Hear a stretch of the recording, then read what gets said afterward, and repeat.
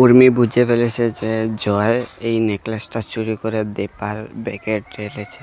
হ্যাঁ বন্ধুরা, অনুরাগের জয়া সিরিয়ালের আজকের এপিসোডে আমরা দেখতে পাবো যে জয় একা করে বসে খেতে খেতে বলছে, সরি বৌদি, তুই আমাকে ক্ষমা করে দিও।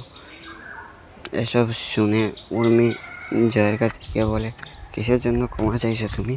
তখন উর্মি জয় বলে, না, আমি এরকম সিচুয়েশনে বৌদির কোনো হেল্প করতে পারিনি, লেগে আমি বৌদির কাছে ক্ষমা চাইছি।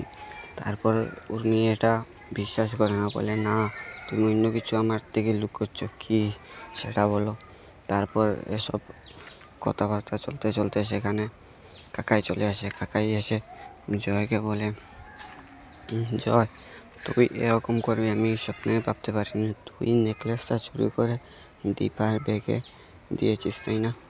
তারপর জয় কিছু না বলে তখন কাকাই বলে, তুই এরকম একটা নীচ মানুষ হতে পারবে, এটা আমি কখনো স্বপ্নেও ভাবতে পারিনি।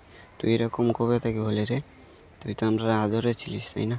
তাহলে তুই এরকম চুরি কখন থেকে শিখলি তুই?